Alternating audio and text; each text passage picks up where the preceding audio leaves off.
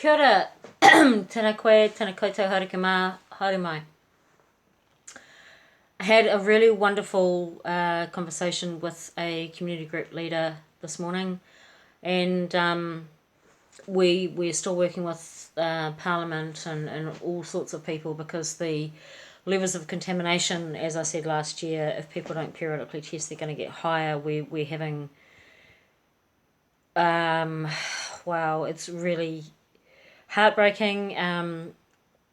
The levels that we used to see very rarely, we're seeing very regularly. There are children living in these houses. The question has got to be, and Parliament are going through a process at the moment, the second reading of the Tenancy Act, including methamphetamine decontamination and testing.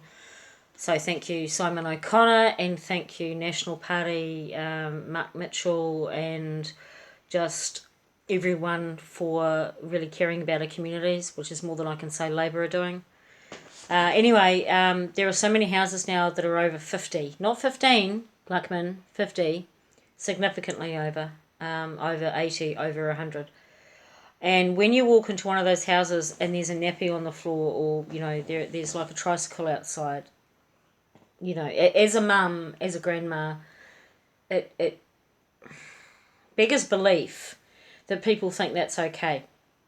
So anyway, I was asked a question, how much meth is okay, and I said, well, how much cancer is okay? You know, do you want a little bit of cancer or just like a lot of cancer? And if you have a little bit of cancer, are you going to keep testing for how bad the cancer spread, or are you just going to, nah, she'll be right, mate? No. The answer is no cancer, and meth is cancer. So get your houses tested, and if you're not feeling well, if you have rashes, respiratory problems, you didn't used to have asthma but now you think you do, if you know someone's been using, you know, but look, a test is $200, and then we know what we're dealing with. It's exactly the same as a test for cancer, but if you leave it too long, you will lose people.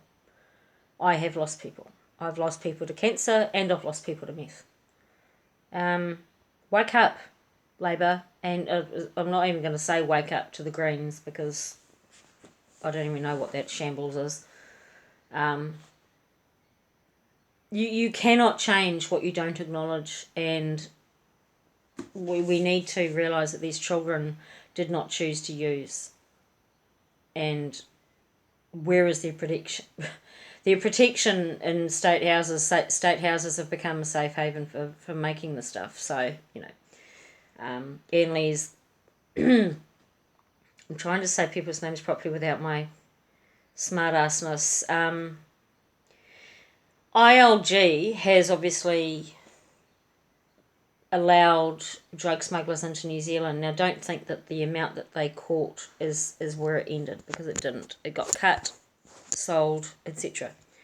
We have Kiwi Build, we have homeless people, everything's a shambles, and everything is kind of detracting from the attention of children. And if I was a child living in a meth house right now, undernourished, underloved, neglected, I'd just be thinking, what about me? You know, has everyone forgotten about me? I don't want that. I don't want that. So how much meth is okay? 0. Ka kite anō.